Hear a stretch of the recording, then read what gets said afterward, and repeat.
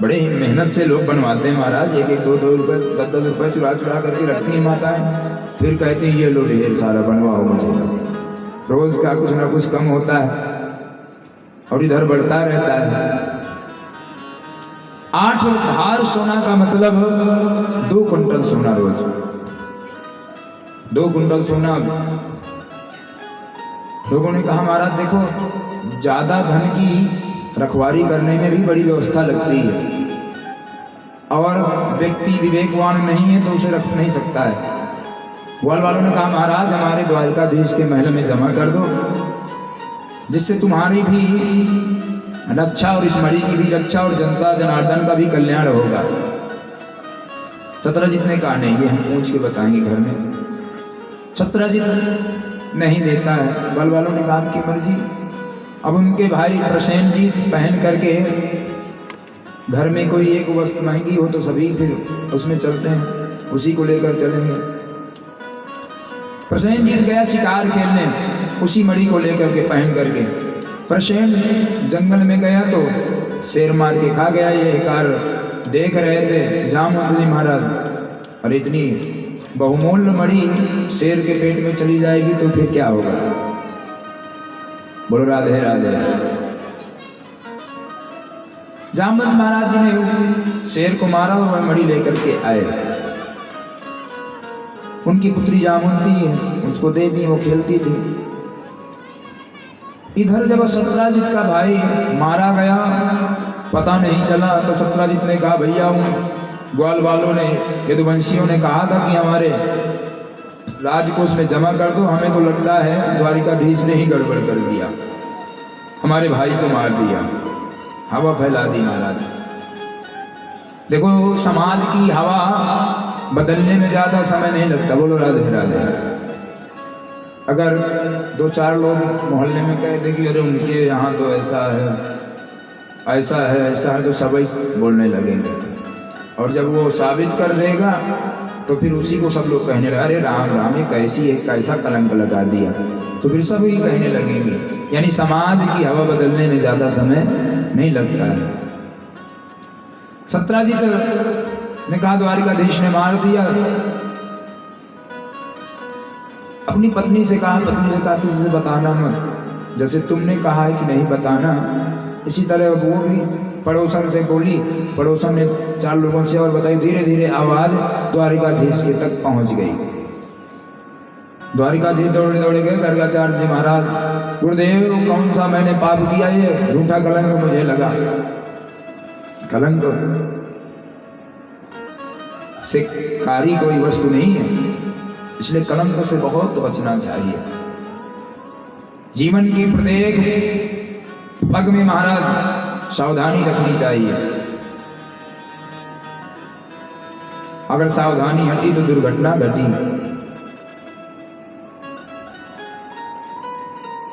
गुरु जी ने कहा, गर्गाचार्य जी ने, महाराज आपने भाद्रपद की चौथ का चंद्रमा देख लिया है, और जो चौथ की चंद्रमा देखता है उसको झूठा कलंक लगता है। द्वारिकाधीश गए, पता लगाते लगाते महाराज गए जहां पर शेर ने मारा था, वहां पहुंचे प्रसेन को। फिर इसके बाद फिंगर देखते देखते महाराज जामुन जी के पास पहुंच गए। जामुनती खेल रही थी उसी मणि से। भगवान ने कहा ये मणि हमें दो। जामुनती ने कहा हम नहीं देंगे। इतने में महाराज आ गए जामुन जी। इनका युद्ध हुआ महाराज, 27 दिन तक युद्ध हुआ। क्यों 27 दिन तक युद्ध हुआ? जो इच्छा कही हो मन माही, हरि प्रसाद कछु दुर्लभ नहीं। जब राम जी ने रावण को मार दिया, तब सारे जितने भी योद्धा थे राम जी के पास आ रहे थे। कोई कीर्ति मांग रहा था, कोई वैभव मांग रहा था, कोई भक्ति मांग रहा था। जामुन जी ने कहा महाराज मैं भी कुछ मांगना चाहता हूँ। भगवान ने कहा बोलो क्या चाहिए? कहा महाराज मुझे युद्ध करने की इच्छा हो रही है। राम जी ने कहा किससे युद्ध करोगे? जामवंत जी ने कहा महाराज रावण के दल में कोई रहा नहीं कि जो मैं युद्ध कर सकूं, कोई भी बलवान नहीं बचा, मेरी इच्छा हो रही है कि थोड़ा थोड़ा आप ही से युद्ध हो जाए। राम जी ने कहा अच्छा देखो मैं इस समय मर्यादा पुरुषोत्तम श्री राम हूँ और मैं मर्यादित हूँ और कभी भक्त और भगवान का युद्ध नहीं होता है, इसलिए मैं आपकी इच्छा भी नहीं टाल सकता, आपकी इच्छा भी पूर्ण करूंगा, लेकिन द्वापर में आऊंगा। और वही भगवान कृष्ण बन करके 27 दिन तक युद्ध हुआ। जब थक गए जामवंत जी, उठ नहीं पा रहे थे, तब ध्यान किया कि ये तो मेरे साक्षात्कार जगदाधार राम जी हैं। कहा महाराज मैंने पहचान लिया आपको। द्वारकाधीश ने कहा पहचान लिया? हाँ। सो महाराज जामुन ने कहा प्रभु अब ये पुत्री भी लो मेरी, इसका भी पानी ग्रहण करिए, और ये मेरी जो मणि है इसको भी लीजिए। जामुन ने बताया सारा वृतांत। भगवान लेकर के आए और सत्यजीत को दिया, बोले ये लो मणि महाराज। झूठा कलंक आपने लगाया था, सत्यजीत को बड़ी ग्लानि हुई। राम राम मैंने द्वारिकाधीश के ऊपर कलंक लगाया। सत्यजीत तुरंत महाराज अपनी पुत्री को लेते हैं और मणि को भी लेते हैं, द्वारकाधीश जी के पास गए, क्योंकि अब लोग उन्हें जीने नहीं दे रहे थे। अरे राम राम, द्वारिकाधीश का नाम खराब किया, उनको कलंक लगा दिया, जो ही मिलता था वही खड़ा करके पूरा संवाद पहुंचता था। उसने कहा अब मैं कैसे करूं, जब तक संबंध अच्छे नहीं होंगे द्वारिकाधीश से तब तक ये कलंक मेरा दूर नहीं होगा। अब अपनी पुत्री को लिवाया, उसका नाम था सत्यभामा। सत्यभामा को लिवा करके गए, कहा महाराज ये मणि ले लीजिए। राम भगवान ने कहा ये मणि हम नहीं लेंगे, इसकी वजह से झूठा कलंक लगा था, तो ये मेरी पुत्री के साथ विवाह कर लीजिए। भगवान ने कहा हाँ ये कार्य हो जाएगा। तो भगवान का तीसरा विवाह सत्यभामा के साथ हुआ। वह मणि भगवान ने वापस कर दी, तो अक्रूर जी ने सुधनवा नाम के एक राक्षस को भड़का दिया, तो उसने सत्यजीत का वध कर दिया और मणि ले गया। अब सत्यभामा जी को पता चला, सत्यभामा बहुत रोई। सुखदेव जी कहते हैं राजन द्वारिकाधीश भी बहुत रोए। परिचय जी ने कहा भगवान क्यों रोए? अरे बोले पत्नी का दुख तो पति का दुख, और नहीं रोएंगे तो पत्नी ये नहीं कहेंगी कि मैं रो रही हूँ, ये बैठ से आराम कर रहे हैं, इसलिए भगवान भी खूब रोए। भगवान गए वहां, पता लगाया तो सुधनवा को मार करके महाराज मणि का पता लगाया, तो अक्रूर जी का कारण निकला, तो भगवान आए और मणि को लेकर के अक्रूर जी को ही दे दिया, क्योंकि तुम्हारी लालच ज्यादा है, धन के पर तो ये लो, लेकिन अब ये धन तुम्हें मिलेगा नहीं, इसकी सेवा करो और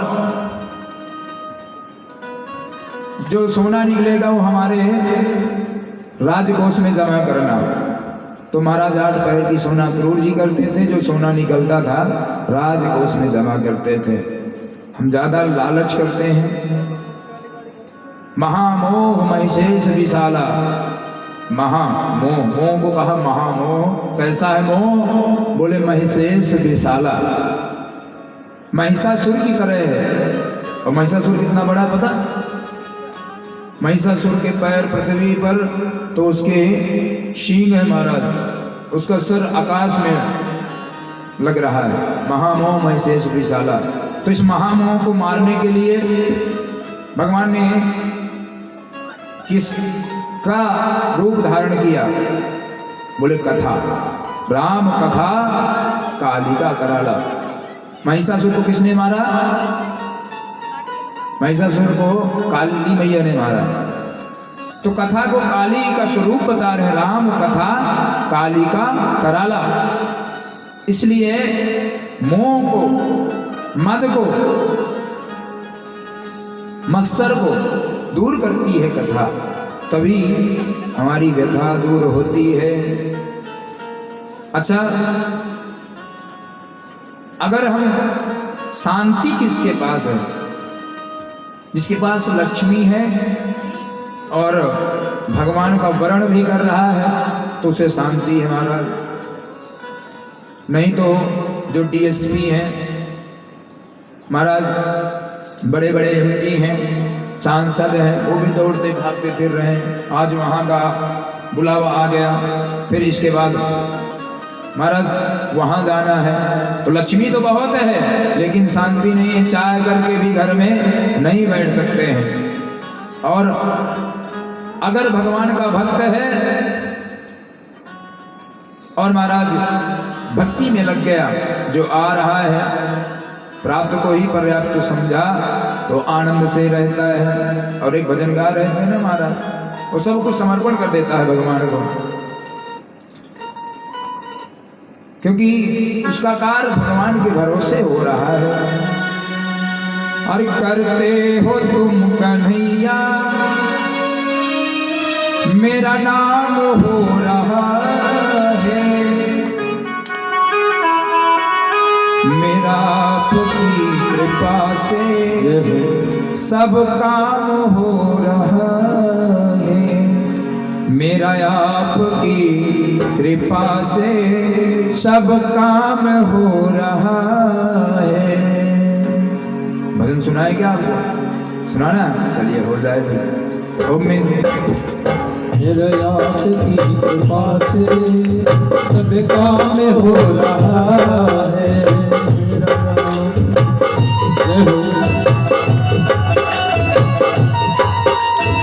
हरि बोल।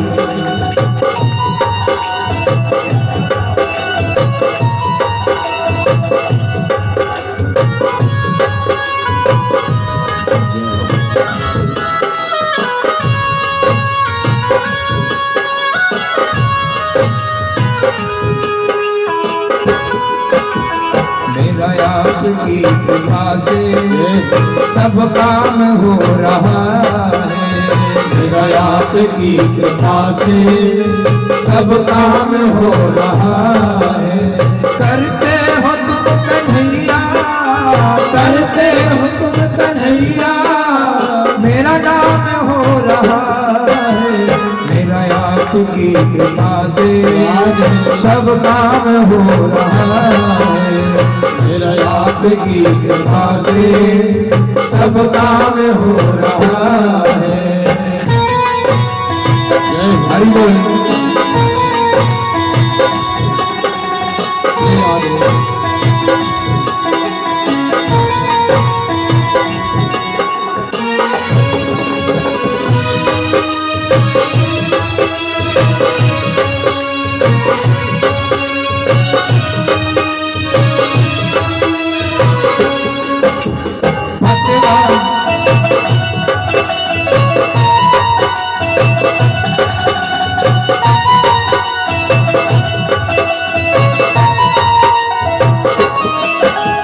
पतवार के बिना ही मेरी नाव चल रही है, पतवार के बिना ही मेरी नाव चल रही है, बिन मांगे है कन्हैया हर चीज मिल रही है, बिन मांगे है कन्हैया हर चीज मिल रही है, बिन मांगे है कन्हैया हर चीज मिल रही है, बिन मांगे कन्हैया हर चीज मिल रही है।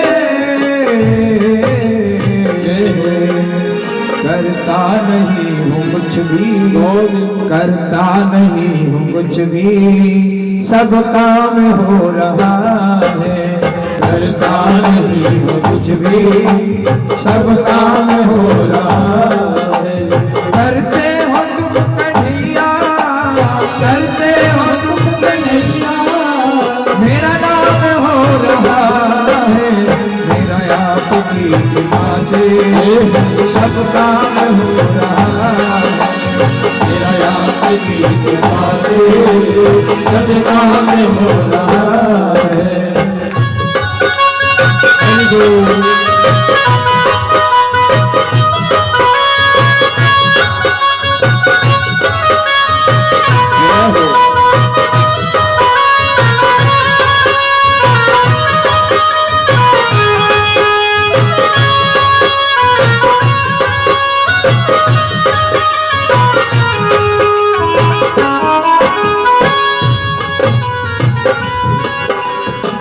तुम साथ हो जो मेरे, किस चीज की कमी है।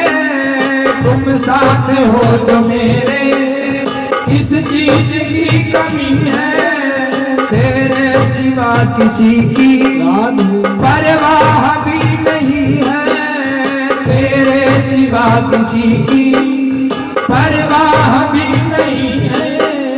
तेरे सिवा किसी की परवाह भी नहीं है। तेरे सिवा परवाह भी नहीं है। तेरी दया से का सब, तेरी दया से का सब। हमारे रुक जाओ भाई, हमारे आज लक्ष्मण अंकल जी कह रहे थे, बोले पंडित जी इस बार दान सब लोग बढ़ चढ़ के कर रहे हैं। मैंने कहा क्यों?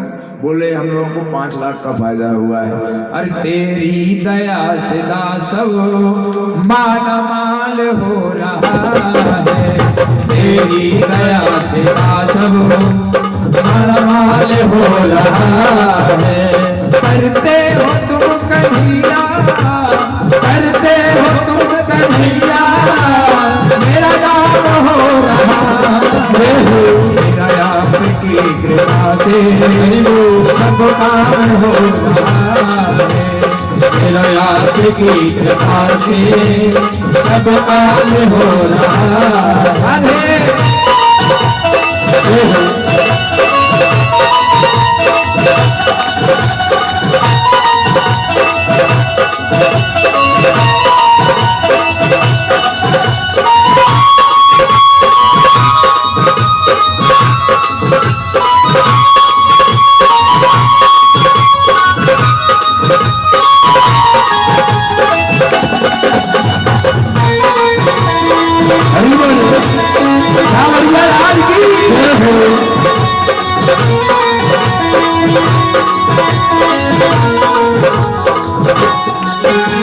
तूफान आंधियों में तुमने मुझको थामा। तूफान आंधियों में तुमने ही मुझको थामा। तुम कृष्ण बन के आए जब मैं बना सुदामा। तुम कृष्ण बन के आए जब मैं बना सुदामा। तेरा करम ये मुझ पे, तेरा करम ये मुझ पे सरेआम हो रहा है। तेरा करम ये मुझ पे सरेआम हो रहा है। करते हो तुम कन्हैया, करते हो तुम कन्हैया, मेरा नाम हो रहा है। मेरा आपकी कृपा से सब काम हो रहा है। मेरा आपकी कृपा से सब काम हो रहा है। मेरा आपकी कृपा से सब काम हो रहा है। मेरा आपकी कृपा से सब काम हो रहा है। सब काम हो रहा है। सब काम हो रहा है। सब काम हो रहा है। सब काम हो रहा है।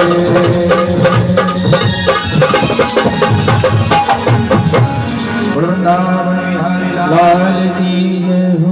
जय जय श्री राधे श्याम। परमात्मा को समर्पण कर दीजिए, क्योंकि सुख भी मुझे प्यारे हैं, दुख भी मुझे प्यारे हैं। छोड़ू मैं किसे भगवान, दोनों ही तुम्हारे हैं। इसलिए हम लोगों को भगवान को अर्पण कर देना चाहिए सब कुछ।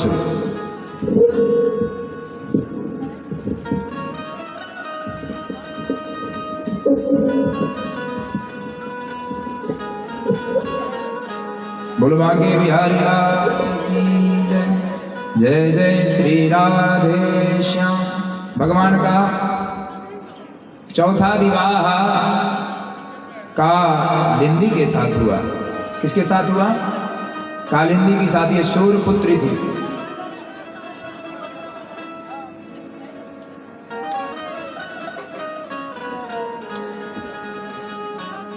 बोलो वृंदावन बिहारी लाल की जय। कुछ बैग में लाई हैं बहन जी लगता है।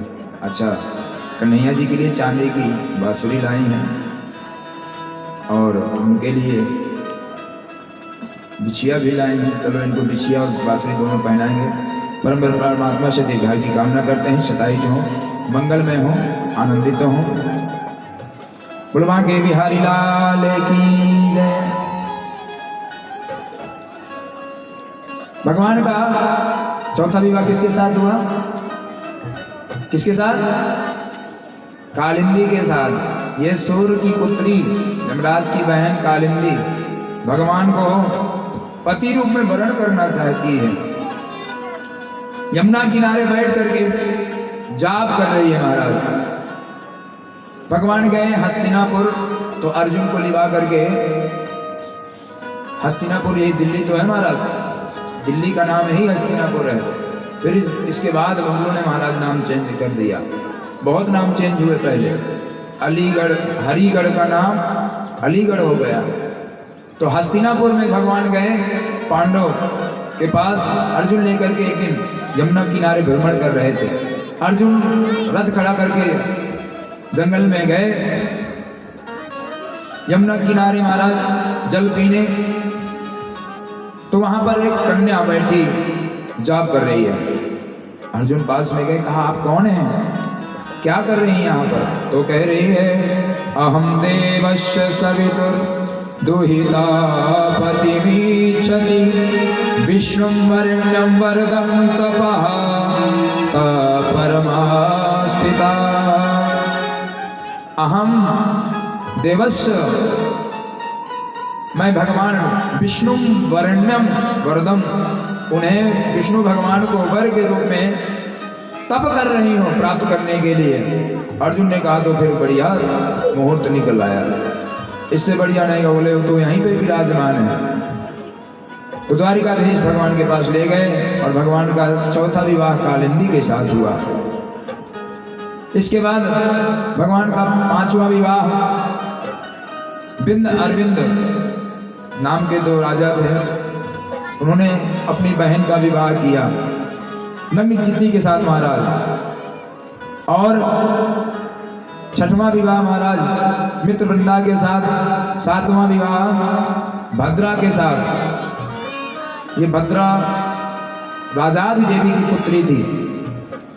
पहले के जमाने में रजवाड़ा चलता था तो वह स्त्री थी तो बेचारी बहुत उसे राजा परेशान करते थे, धन उसका राज हड़पने के लिए।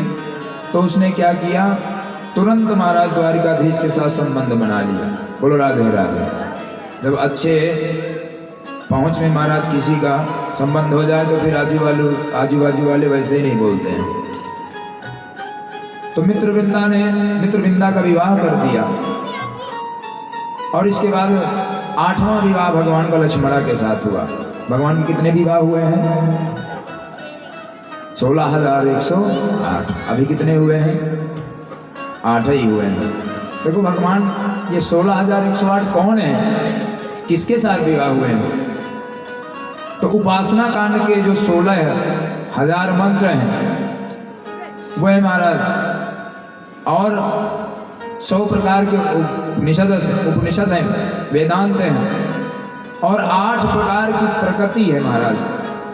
5 तो ये पंचभूत, पृथ्वी वायु आकाश अग्नि जल, और 3 मन बुद्धि और संस्कार चित्त। तो ये 8 हो गए महाराज। तो 16,108 हो गए। बुढ़वा के बिहारी लाल की जय। हेलो, कोई साउंड गया भैया का? साउंड का आवाज हो गई भैया का? आपने किया क्या? हेलो, देखो पता चल गया तुरंत। बुढ़वा के बिहारी लाल की जय। भाई एक शब्द हम कैसा बोल रहे हैं, दोबारा ये अचानक लाइट जैसे गुम हो गई। हाँ ठीक है जी जी। तो भगवान से महाराज प्रकृति ने भी विवाह किया भगवान से 16,108। अब महाराज 8 विवाह हो गए, 16,108 तो मैंने प्रकृति के हिसाब से गिनाया आपको। अब कथा में है भौमासुर नाम का एक राक्षस था, बड़ा आतताई था। ये अदिति और कश्यप ऋषि के कुंडल भी चुरा ले गया था, और ये प्रत्येक राजाओं की पुत्रियों को पकड़ करके अपने कारागृह में डाल रहा था, और कह रहा था जब महाराज कन्हैया से ज्यादा ही करेंगे विवाह, तो महाराज उनको लेकर के अनेक राजाओं की पुत्री को लेकर के अपने कारागृह में डाल रहा था। अब उन गोपिकाओं ने पुकारा भगवान को, भगवान की याद की तो भगवान ने दया किया और भगवान आए और उस भौमासुर को मारा। ये भूमि का पुत्र था भौमासुर। मार करके भगवान उनको रिहा महाराज कैद से छुड़ाए। गोपिकाओं को कहा जाइए अपने अपने घर जाइए। गोपिकाओं ने कहा महाराज पुत्री बहन बेटी अगर एक रात भी घर से दूर रह जाए तो समाज अनेक प्रकार के लक्षण लगाता है, और हम तो इस राक्षस के कैद में कितने वर्षों से हमें कौन अपनाएगा। भगवान ने सोचा अगर मैं इन्हें नहीं अपनाता हूं तो समाज में बहुत बड़ा दुर्भाव फैल जाएगा महाराज, इसलिए दुष्प्रवृत्ति बढ़ जाएगी। तो भगवान ने उन 16,100 गोपिकाओं के साथ विवाह किया, उनका पाणी ग्रहण किया महाराज। भगवान के 16,108 विवाह पूर्ण हुए। भगवान की जो सबसे बड़ी पटरानी है उनका नाम है, भगवान की 8 पटरानी है, बाकी सब महाराज रानी है। जो ये 8 विवाह मैंने बताया, रुक्मणी, जामवंती, सतभामा, कालिंदी,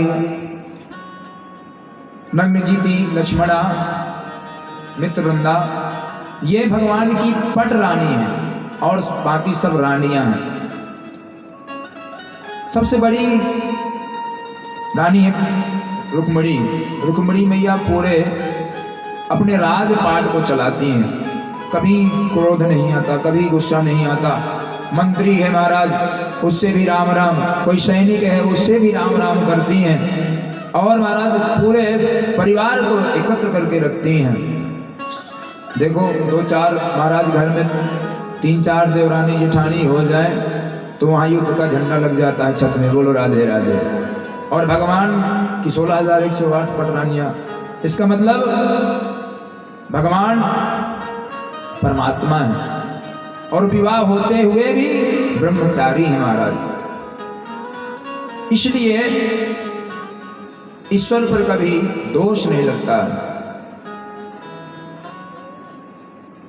भगवान आज चाहते हैं कि मैं ये रुक्मणी को कभी गुस्सा नहीं आता, कभी क्रोध नहीं आता है, मैं ऐसा कुछ करूं जिससे रुक्मणी को क्रोध आए, क्योंकि सब रानियां तो रूठती हैं। सबसे ज्यादा सत्यभामा रूठती थी, क्योंकि उसके मायके से महाराज मणि आई थी, वो 2 कुंडल सोना देती थी, और मायके से ज्यादा दहेज आ जाए तो फिर उस बहू के अलग ही तेवर रहते हैं।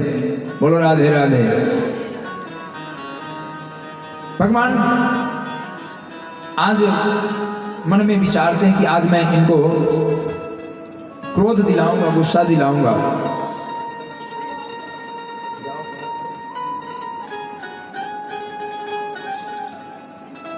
जैसे भगवान गए और देखा कि रुक्मणी आ रही हैं तो मुंह उदास करके एक किनारे बैठ गए।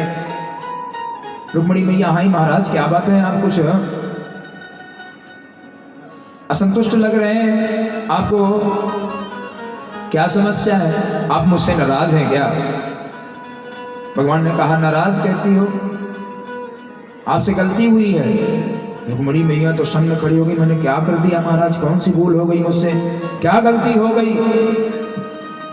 भगवान ने देखा अभी गुस्सा तो नहीं आ रहा है, अरे आप गलती पे गलती कर गई। रुक्मणी मैया बैठ गई, महाराज क्या गलती हो गई बताइए तो स्वामी। भगवान ने कहा आपसे पहली गलती ये हुई कि आपने मेरे साथ विवाह कर लिया। बोलो राधे राधे। अब ये बात तब कह रहे हैं जब प्रद्युम्न और अनिरुद्ध हो गए महाराज, प्रद्युम्न के अनिरुद्ध।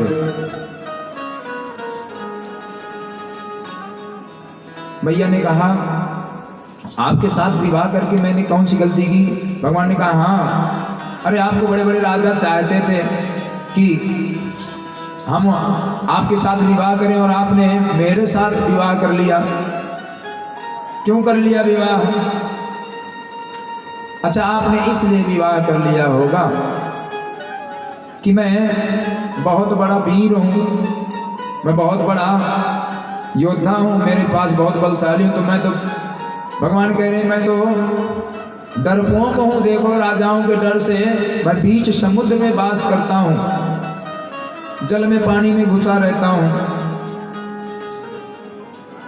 भगवान कह रहे हैं राजभ्यो विप्यता शुभ्रो समोद शरणं गतान बल वृद्धि कृत द्वेषान प्रायस्तक निपाशनान। भगवान कह रहे मेरे जैसा तो कोई डरपोक ही नहीं है, बड़े बड़े राजाओं के डर से मैं समुद्र के बीच में वास करता हूँ। रुक्मिणी जी ने कोई जवाब नहीं दिया।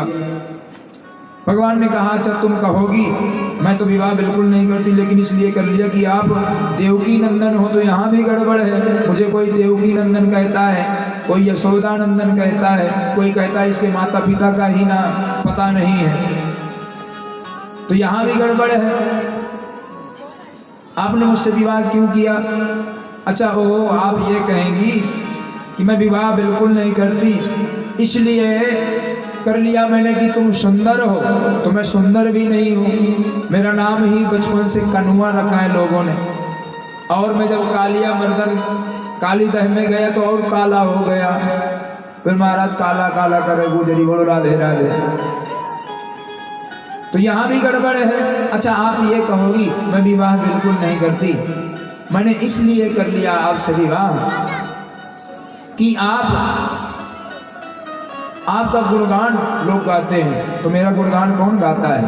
मेरा गुणगान तो संत महात्मा जिनके पास भोजन नहीं होता है, अनेक घर में प्रसाद पाते हैं, मांग मांग खाते हैं। बोलो राधे राधे। रघुपति राघव राजा राम पतित पावन सीताराम। तो मेरा गुणगान तो संत महात्मा फकीर गाते हैं।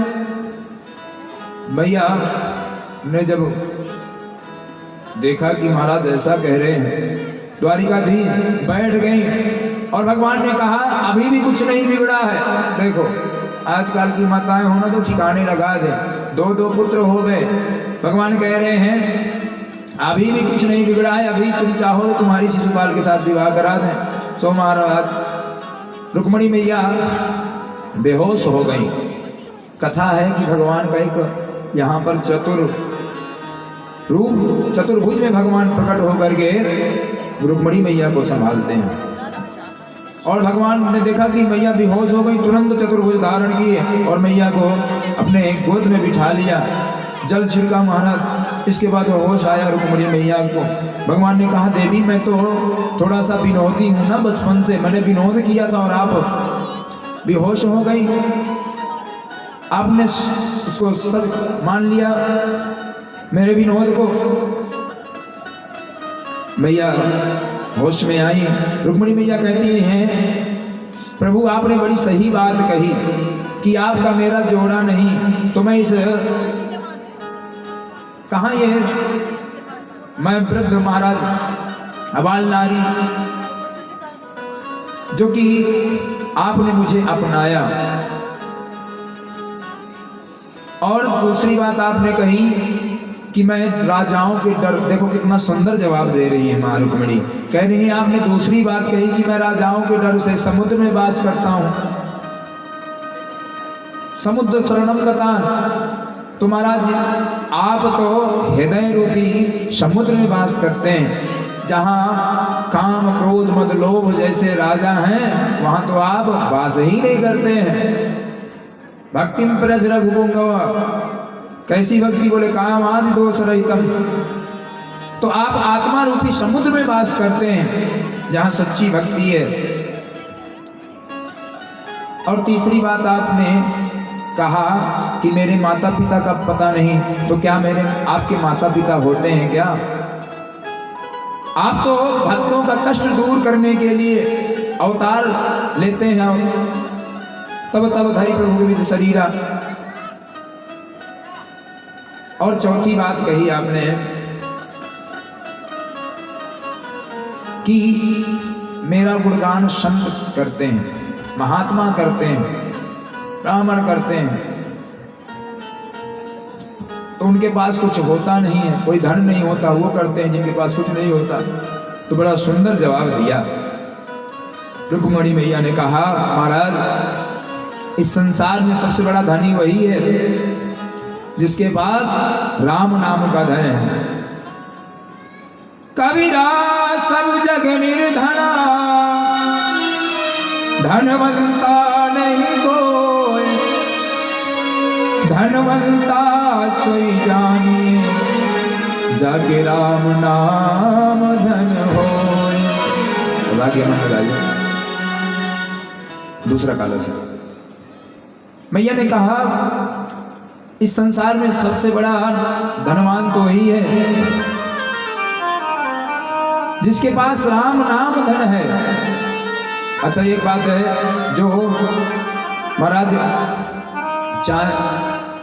सोना पहनते हैं वह चांदी नहीं पहनते हैं, और जो लोग हीरा पहनते हैं वो लोग सोना छोड़ देते हैं, और जो लोग रत्न पहनते हैं वो लोग महाराज चांदी सोना हीरा कुछ भी नहीं पहनते, वो खाली रत्न धारण करते हैं।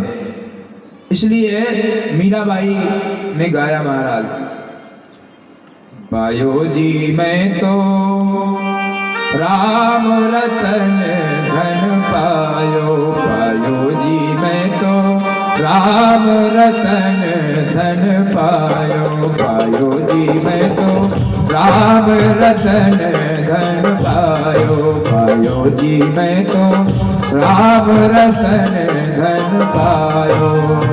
वस्तु अमोलिक दी मेरे सतगुरु, वस्तु अमोलिक दी मेरे सतगुरु, वस्तु अमोलिक दी मेरे सतगुरु, वस्तु अमोलिक दी मेरे सतगुरु, कृपा कर अपनायो, पायो जी मैंने कृपा कर अपनायो, पायो जी मैंने राम रतन धन पायो, पायो जी मैंने राम रतन धन पायो। राधे दोनों हाथों से मीठी ताली बजाए, गोविंद।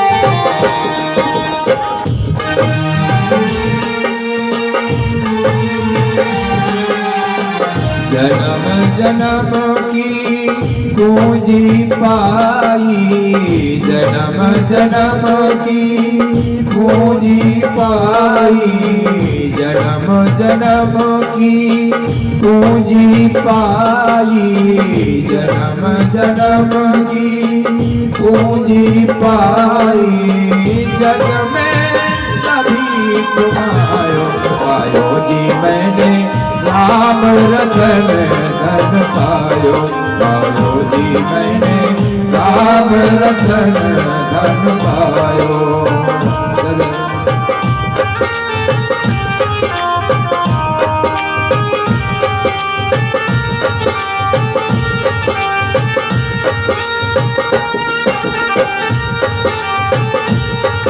बोलो बांके बिहारी लाल की।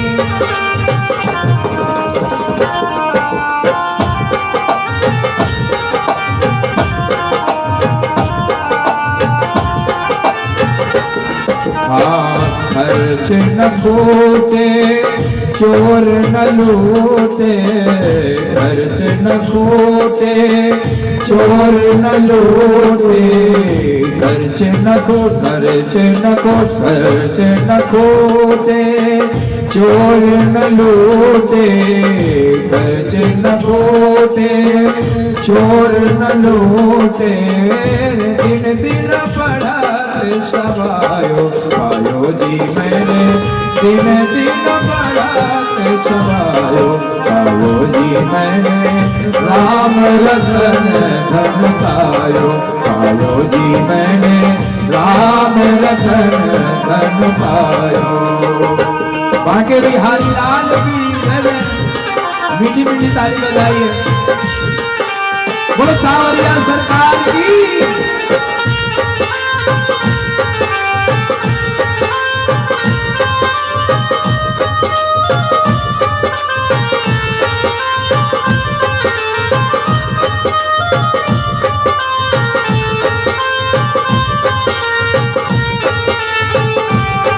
हरि बोल।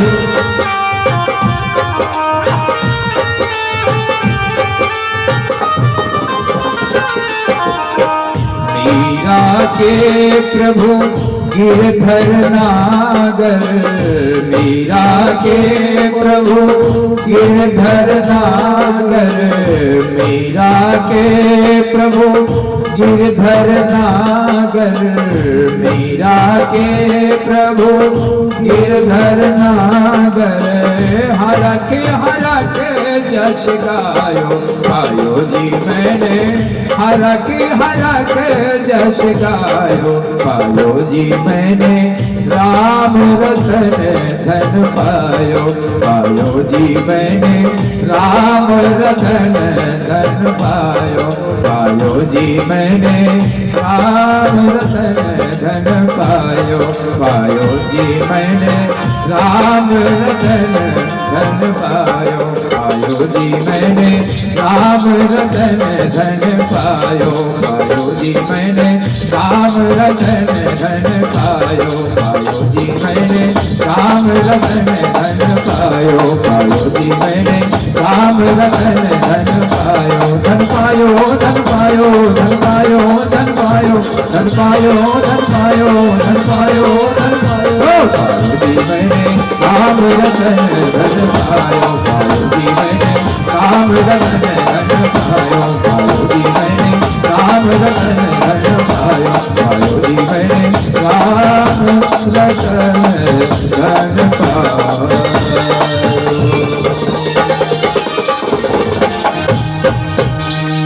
पायो जी मैंने, राम रतन धन पायो। मीरा ने कहा, लोगों ने पूछा तुम्हें राणा जैसे राजा मिला और तुमने ऐश्वर्य छोड़ दिया, राजपाट छोड़ दिया। तो मीरा ने कहा, जो लोग जिसे रतन की पहचान हो जाती है तो फिर महाराज वो अन्न भूषण नहीं पहनते हैं। इसलिए मीरा ने कहा, पायो जी मैंने राम रतन धन पायो। रुक्मिणी मैया बड़ा सुंदर जवाब देती हैं। महाराज रुक्मिणी मैया से भगवान ने कहा, देवी इसीलिए तो आप सबसे ज्यादा मुझे प्रिय हैं। आप जैसा कौन हो सकता है? जब जब मैं अवतार धारण करता हूं तब तब मैं आपको अपने साथ भी अवतार लेकर के आपको भी आना पड़ता है। महाराज रुक्मिणी मैया के जो पुत्र प्रद्युम्न हैं उसके पुत्र हुए अनिरुद्ध। अनिरुद्ध के भी 2 विवाह हुए। पहला विवाह अनिरुद्ध का रुक्मी के साथ हुआ जो रुक्मिणी मैया के बड़े भाई थे। बोलो राधे राधे। और दूसरा विवाह अनिरुद्ध का उषा के साथ हुआ। ये उषा बाणासुर की पुत्री थी। एक दिन उसने अनिरुद्ध को देख लिया, अपने सहेली से बताया, कहा मुझे कैसे भी अनिरुद्ध को प्राप्त करना है। तो वो चित्रलेखा नाम था उस सहेली का। बोलो राधे राधे। अपने मन को आनंद लेने के लिए आज विश्राम दिवस है, बड़े भाव से आज की कथा रसपान करें। उषा की जो सहेली थी वो बड़ी मायावी थी, वो ज्योतिषी विद्या जानती थी। महाराज वह गई रात्रि में और अनिरुद्ध को सोते हुए उठा लाई, बाणासुर की पुत्री को दे दिया उषा को। नारद जी ने बताया, भगवान से कहा महाराज आपके पौत्र का तो हरण हो गया। भगवान वहां से आए द्वारिकाधीश, बाणासुर का और भगवान का युद्ध छिड़ गया। बाणासुर शिष्य था शंकर जी का। बाणासुर ने अपने गुरु जी से सहायता मांगी तो शंकर जी आ गए और शंकर जी का और कन्हैया का युद्ध छिड़ गया। बोलो राधे राधे। युद्ध जब हुआ महाराज तो कहते हैं गणेश जी का एक दंत जो टूटा है ना, एक दंत, वो बलदाऊ जी ने अपने मूसल से तोड़ दिया। बड़ा भयानक युद्ध हुआ। फिर प्रार्थना किया द्वारिकाधीश से सब लोगों ने महाराज, तो शांत हुआ युद्ध। बाणासुर को समझाया देवताओं ने। फिर उषा का विवाह अनिरुद्ध के साथ ही हुआ। नारद जी आज भगवान के द्वारिकाधीश के महल में पधारे। द्वारिकाधीश के 16,108 महल हैं भगवान के। भगवान प्रत्येक रानी के साथ अलग अलग रूप धारण करके रहते हैं, लेकिन जब बाहर निकलते हैं तो एक रूप में जाते हैं, और जब अंदर रहते हैं महाराज, नारद जी ने देखा कि भगवान किसी को वेद पढ़ा रहे हैं, तो किसी को महाराज खिला रहे हैं गोद में बिठा करके, किसी को तलवार सिखा रहे हैं, कभी उद्धव जी के साथ महाराज मंत्रणा कर रहे हैं बैठ करके। नारद जी चकरा गए। महाराज नारद जी गए, महाराज आप तो परमात्मा है, आपकी माया को कौन पार, आपकी माया को कौन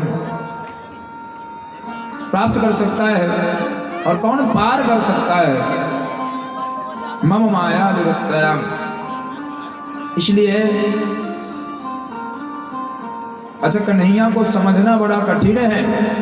इसलिए कहते हैं जब तक राम जी को नहीं सुनोगे, जब तक राम के चरित्रों को नहीं जानोगे, तब तक कन्हैया को नहीं समझ पाओगे।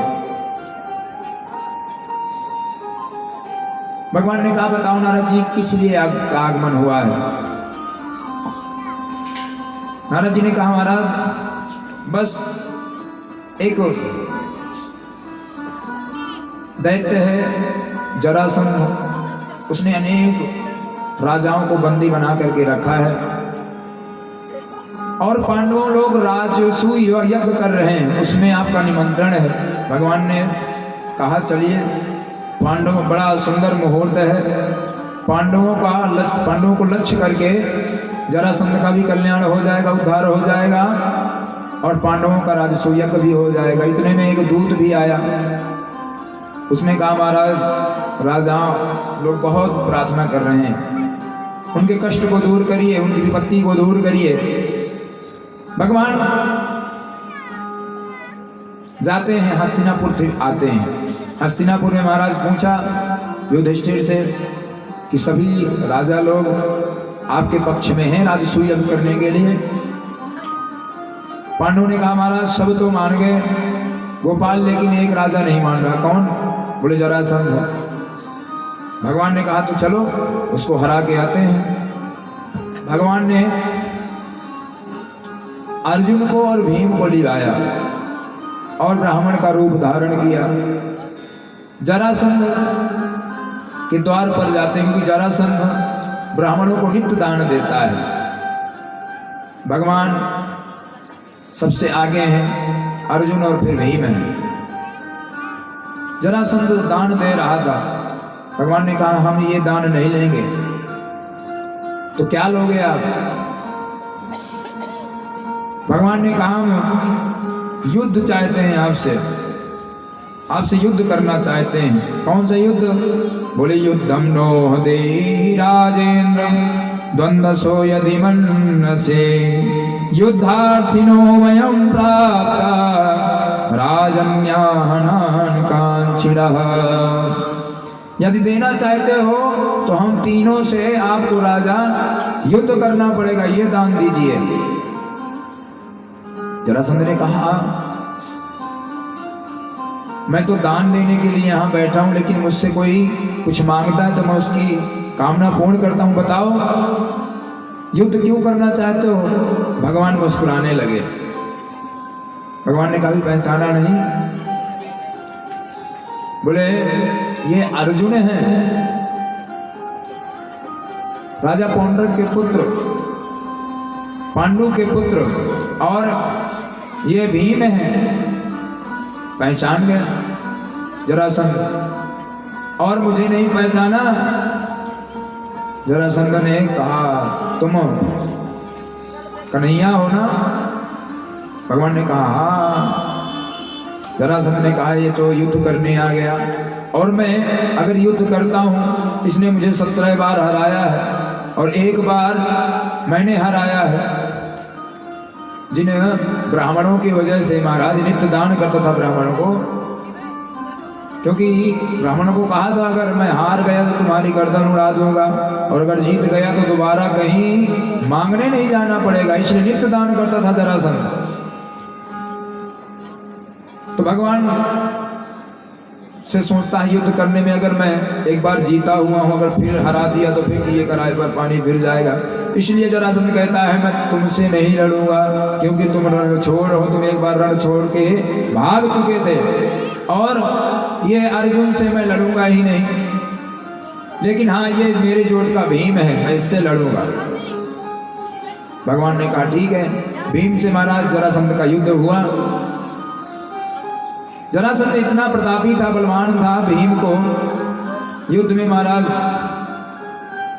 बहुत युद्ध हुआ भयंकर, और भीम हारने लगे महाराज। तो गए दौड़ते दौड़ते, कहा महाराज ये राजा है, वीर है कि ये पहाड़ है, मेरी नसें ढीले कर दिया इसने। भगवान ने कहा भीम, क्योंकि भीम जी को बड़ा अहंकार हुआ था कि देखो कन्हैया को मना कर दिया, अर्जुन को मना कर दिया, मुझे युद्ध करने के लिए बुलाया है, मुझे चुना है। तो भगवान ने भीम से कहा कि जब तुम उसको चीर के फेंक देते हो तो फिर वह जुड़ जाता था अपनी शक्ति के द्वारा। इतना तपस्वी राजा था जरासंध। तो भगवान ने एक पत्ता लिया और चीर करके ऐसे कर दिया। तो जब बीच से चीर दिया महाराज जरासंध को, भीम ने इधर फेंक दिया, इधर का भाग इधर, इधर का भाग इधर, तब अंत हुआ जरासंध का। जरासंध का उद्धार हुआ, भगवान उसके पुत्र को राजा बनाए, और जो राजा थे वहाँ कारागृह में बंद थे उनको सबको वहाँ से छुड़ाया, और भी धन लेकर के महाराज राजसू यज्ञ में आ गए। राजसू यज्ञ में जैसे पधारे तो सबसे पहला काम था कि किसकी पूजा की जाए। पांडवों की सभा लगी हुई थी, सभी राजा विराजमान हैं, शिशुपाल भी आया हुआ था। नकुल खड़े हो गए, बोले हमारे तो पूज्य द्वारिकाधीश हैं, और कौन हो सकता है, हमारा गोपाल माधव है हमारा पूजनीय। इतने में शिशुपाल खड़ा हो गया, अरे इसकी पूजा कैसे करोगे, ना इसके माता का पता ना पिता का पता। महाराज बोलते बोलते 100 गाली दिया, और 100 के बाद जैसे 101 हुई महाराज, भगवान का चक्र गया और शिशुपाल का उद्धार कर दिया। अलौकिक ज्योति निकली शिशुपाल से, और वह भगवान में जाकर के समा गई। ये शिशुपाल कौन था? शिशुपाल और दंतवक्र। एक जन्म में ये जय और विजय ही, जो सनंदन सनातन कुमार ने श्राप दिया था, वही महाराज जय विजय हैं। बोलो राधे राधे। एक जन्म में महाराज हिरण्याकश्यप और हिरण्याक्ष बने, दूसरे जन्म में रावण और कुंभकर्ण बने। तीसरे जन्म में शिशुपाल और दंतवक्र बने। शिशुपाल का उद्धार किया। इसके बाद महाराज अब राजसूय यज्ञ। अब यज्ञ हो तो सबसे पहले कार्य क्या करना चाहिए? धन की आवश्यकता होती है। बोलो राधे राधे। जैसे आप लोग ये यज्ञ कर रहे हैं तो धन की आवश्यकता होती है, तो धन भी आता रहे और खर्चा भी होता रहे। बोलो राधे राधे। तो भगवान ने किसकी ड्यूटी लगाए? तो कर्ण के हाथ में एक ऐसी लकीर थी कि कर्ण जितना दान करेगा तो 2 गुना बढ़ेगा। तो भगवान ने कर्ण की ड्यूटी लगाई और दुर्योधन की कि ये जितना दान करेंगे उतना ही बढ़ेगा भंडारा, और उतना भंडारा और बढ़ेगा। इसके बाद भगवान ने दूसरी ड्यूटी लगाई भीम की, क्योंकि जो महाराज खाता है वही तो खिलाना जानता है। बोलो राधे राधे। भीम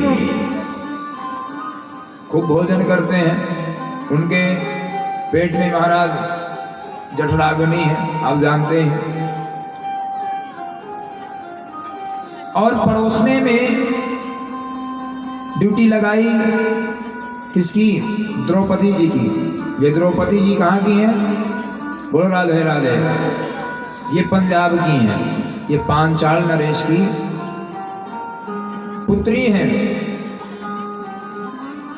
तो पांचाल की पुत्री है इसलिए उनको पांचाली कहा जाता है। लोग उनका अनर्थ लगाते हैं। अब देखो पंजाब के लोग वैसे भी बहुत महाराज खाने पीने में बहुत आगे हैं। अच्छा यहाँ कोई है क्या पंजाब का? कोई नहीं है। चलिए फिर भी उनका बखान तो कर ही दें। पंजाब महाराज आप चले जाइए, इतनी सेवा करते हैं और हिष्ट पुष्ट भी होते हैं महाराज, खूब मोटे तगड़े भी होते हैं। पांचाली पड़ोसने में बहुत आगे थी द्रौपदी जी। उनकी ड्यूटी लगाई भगवान ने और अपनी ड्यूटी स्वयं वहां लगाई। कहाँ? जो ब्राह्मण आ रहे थे महाराज, विप्र आ रहे थे, उनके ये चरण धो रहे थे भगवान, और पहुंच करके महाराज अंदर विराजमान कर रहे थे। विप्रा प्रसादाद धरुणी धरोहम, विप्रा प्रसादाद कमला वरोहम, विप्रा प्रसादाद अजिता जितोहम, विप्रा प्रसादाद मम राम नाम।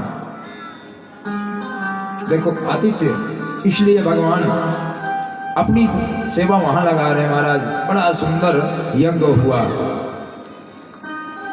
यज्ञ संपूर्ण हुआ।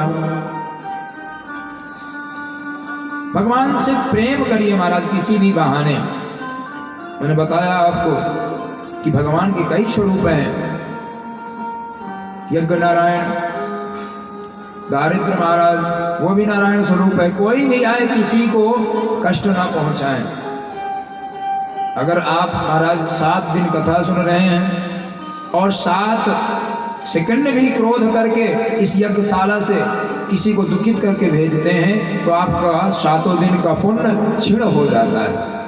इसलिए ऐसे कार्य में सावधानी रखना चाहिए। क्रोध तो आना ही नहीं चाहिए, ईर्ष्या तो आनी ही नहीं चाहिए, द्वेष तो आनी ही नहीं चाहिए। भगवान सेवा कर रहे हैं महाराज, तो भगवान यज्ञ से ही प्राप्त होते हैं, भगवान यज्ञ से ही मिलते हैं, भक्ति से मिलते हैं। और ऐसा नहीं है भगवान आप अच्छा भगवान संत को ही नहीं मिलते हैं, महात्मा को ही नहीं मिलते हैं, भगवान गृहस्थ को भी मिलते हैं। अच्छा संत महात्मा में फर्क, गृहस्थ में फर्क ये कर दिया कि संत महात्मा को महाराज तप से मिल जाते हैं। भगवान की तपस्या करते हैं, उनको भगवान जल्दी मिल गए, ऐसा नहीं है। उनको भी तपस्या के हिसाब से मिलते हैं और गृहस्थ आश्रम में भी मिलते हैं। लेकिन गृहस्थ आश्रम में महाराज अनेक प्रकार की बाधाएं हैं। कभी ये मोह महाराज, कभी वो माया, कभी वो रुष्ट हो गए, कभी वो प्रसन्न हो गए। ऐसे महाराज गृहस्थ आश्रम में अनेक प्रकार की बाधाएं। लेकिन संत और महात्मा ये सब गृहस्थ आश्रम में नहीं पढ़ते, तो उन्हें जल्दी प्राप्त होने के साधन, जैसे लक्ष्य तो एक ही है, उनको भी भगवान की प्राप्ति चाहिए, संत महात्मा को भी और हमको भी लक्ष्य एक ही है। जैसे एक बाईपास निकल जाती है ना, तो ये महाराज संत महात्मा बाईपास हो गए, जाना तो वही है। और हम लोग जाते हैं तो अंदर से होके जाते हैं, तो जब अंदर से होके जाते हैं तो अनेक प्रकार की बाधाएं गृहस्थ में। तो भगवान की प्राप्ति तभी होती है महाराज जब अपने मन को मोड़ करके माधव में लगाते हैं। उद्धार के लिए हमें तपस्या करना पड़ता है, तब करना पड़ता है। परीक्षित जी ने कहा प्रभु भगवान का एक नाम दीन बंधु पड़ा। दीन बंधु कैसे नाम पड़ा? सुखदेव जी कहते हैं राजन, भगवान का दीन बंधु नाम ही नहीं पड़ा, भगवान दीन बंधु हैं। परीक्षित जी ने कहा किसी दीन के बंधु बने की भी नाम ही है। तो सुखदेव जी कहते हैं राजन, कृष्णास्यासीद सखा कश्चिद ब्राह्मणो ब्रह्मवीतमः विरक्तेन्द्रियार्थेषु प्रशांतात्मा जितेन्द्रियः। सुखदेव जी महाराज कहते हैं राजन, सुदामा जी के मित्र बने भगवान। सुदामा जी दीन थे। कैसे दीन थे? दीन का मतलब ये नहीं हो गया दारिद्र नहीं, मत सोच लेना। दारिद्र की अलग परिभाषा है, गरीब की अलग परिभाषा है, दीन की अलग परिभाषा है। बोलो राधे राधे। दारिद्र असंतुष्ट व्यक्ति है, असंतुष्टो दारिद्रेष्टो। महाराज सुदामा जी के यहाँ गरीबी है, लेकिन सुदामा जी दारिद्र नहीं है। ब्रह्मवित्तमः कहा, ब्राह्मणो ब्रह्मवित्तमः। ब्राह्मण की 4 उपाधि होती हैं, उसमें सबसे बड़ी उपाधि है वित्तमः। और कैसे हैं? बोले विरक्त है, इंद्रियार्थेषु विरक्त हैं, उन्हें कोई लोभ नहीं है। सुदामा जी किसी के यहाँ मांगने जाते हैं, कहीं नहीं लिखा है। सुदामा जी वहाँ जाते हैं, जैसे किसान लोग अन्न काटते हैं, जो झड़ जाता है वहाँ से बीन के लाते हैं। गरीबी है, धन नहीं है, विरक्त है सुदामा जी, प्रशांत आत्मा। लेकिन घर में धन नहीं है, अन्न नहीं है, तो ऐसा नहीं कि दुखी रहते हैं। सुखदेव जी कह रहे हैं प्रशांत आत्मा और जितेंद्रिया है, उन्होंने अपनी इंद्रियों को जीत रखा है। सुदामा जी का ऐसा चरित्र है महाराज, इसलिए वो दारिद्र नहीं है। दरिद्र तो एक असंतुष्ट व्यक्ति होता है, जिसको संतोष नहीं है। जब आवे संतोष धन सब धन धूल समान।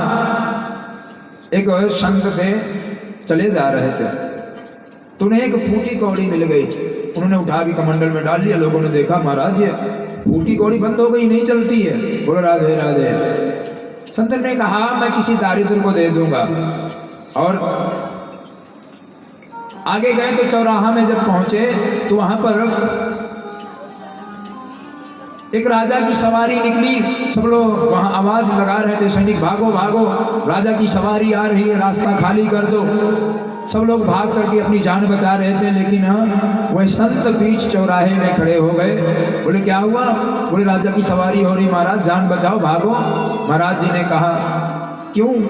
ये राजा कहाँ जा रहा है? बोले पश्चिम दिशा के राजा के यहाँ चढ़ाई करने जा रहा है। फिर क्या करेगा? वहाँ चढ़ाई करके उसके पास जो खजाना होगा और जो सैनिक होंगे उनको मार धाड़ के जो वहाँ माल खजाना होगा सब लेकर के आ जाएगा, लूट लेगा, उसका राज्य हो जाएगा।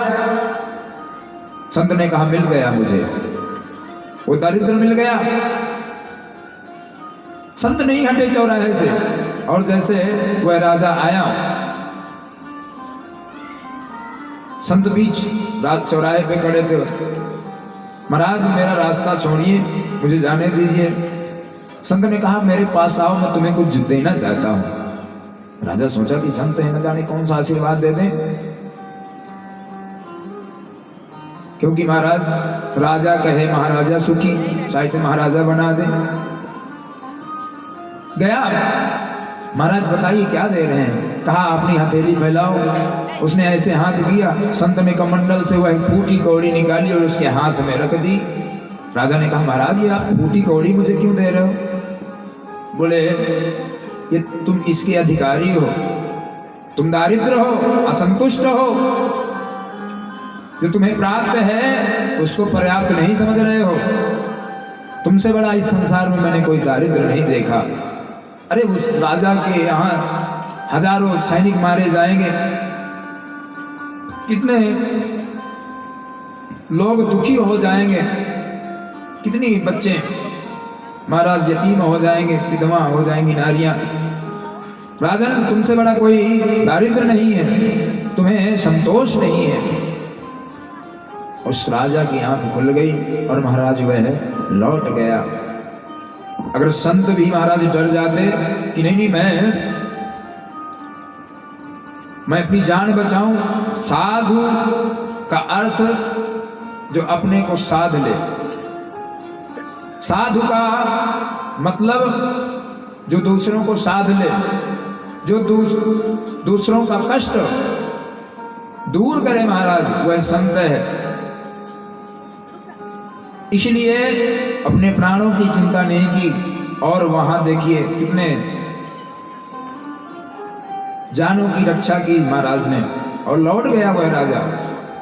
तो जो असंतुष्ट है वही दारिद्र है। सुदामा जी की पत्नी का नाम है महाराज सुशीला। भागवत में सुशीला को दारिद्र कहा क्योंकि याचना कर रही है। अच्छा, सुदामा जी को दारिद्र क्यों नहीं कहा, सुशीला को दारिद्र कह दिया? क्योंकि उसके मन में कामना थी कि मेरे पास धन हो जाए, मैं ऐश्वर्य से हो जाऊं, मुझे इतने आराम हो जाए, मेरे घर में सब कुछ व्यवस्था हो जाए। ये कामना दारिद्र्य की ओर, जो घर में प्राप्त है उसी में आनंद से रहिए। जब भगवान की कृपा हो जाएगी, कर्म करिए, फल के पीछे दौड़ेंगे तो महाराज अशांति होगी। इसलिए अच्छा एक बात और है, गृहस्थ में क्योंकि सुदामा जी के परिवार हैं, सुशीला हैं, बालक हैं, और अगर बालक भोजन न पावे, भोजन न कर पावे तो माता पिता को बहुत कष्ट होता है। वह फिर अपने आप को रोक नहीं पाते महाराज। इसलिए सुशीला ने भी कहा महाराज मैंने तो सुना है कि आपके बचपन के मित्र हैं द्वारिकाधीश, और आप वहां जाइए। अच्छा, सुदामा जी ने कहा वो तो ठीक है, पर ये बताओ कि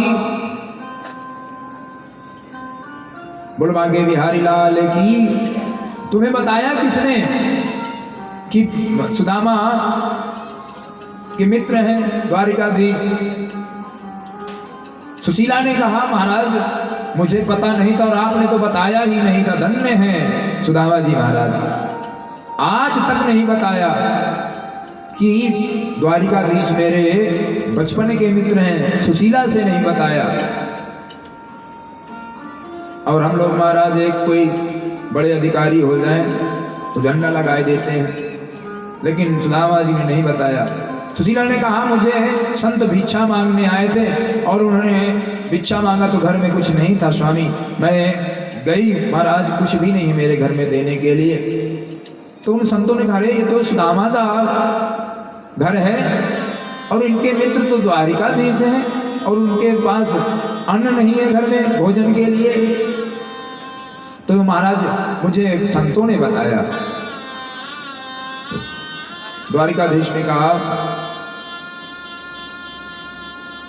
द्वारिकाधीश आपके मित्र हैं, मुझे संतों ने बताया। सुशीला ने कहा, महाराज आप जाइए द्वारिकाधीश के पास, आप द्वारिका जाइए, और आप जाएंगे तो हमें कुछ न कुछ भेंट में देंगे द्वारिकाधीश। सुदामा जी ने कहा, तुम्हें धन की याचक हो, तुम धन चाहती हो और तुम धन के लिए कह रही हो तो मैं नहीं जाऊंगा। बार बार आग्रह करने पर सुशीला ने कहा, प्रभु आप धन के लिए न जाएं, धन की याचना से न जाएं, आप अपने मित्र से मिल तो आइए, उनके दर्शन तो कराइए। तो गदगद हो गए सुदामा जी। हाँ, ये बड़ी सुंदर बात कही सुशीला तुमने, मेरा कन्हैया तो बड़ा हो गया होगा। और क्योंकि देखो सुदामा जी विरक्त हैं, भगवान का चिंतन करते हैं, चिंता से दूर रहते हैं, इसलिए भगवान की प्राप्ति होगी भी, भगवान की कृपा भी बरसेगी। आज सुदामा जी प्रसन्न हो गए कि मेरे परमात्मा का मुझे दर्शन होगा। सुदामा जी जाने के लिए तैयार होते हैं तो सुशीला बड़ी बुद्धिमान थी। सुशीला गई महाराज, 5 घरों से चावल ले आई और घर में महाराज कोई साबुत वस्त्र भी नहीं था। उन अक्षतों को महाराज बांधा और कहा, ये वे द्वारिकाधीश को दे देना, और बस एक ही बात कहना स्वामी मेरी उनसे, 1 मास 2 पाख में 2 एकादशी हो, अस प्रभु दीन दयाल ने मेरे घर नित एकादशी हो।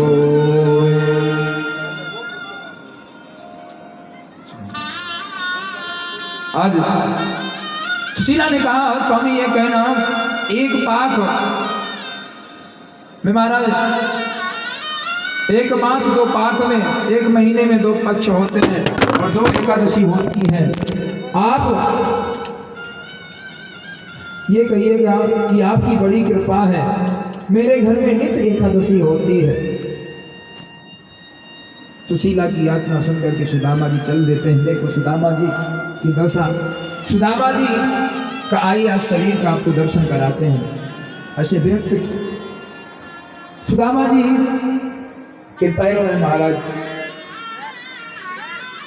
चप्पल नहीं है, पहनने के लिए नई बीमारी फंसी हुई है, पतला दुबला शरीर है, नशे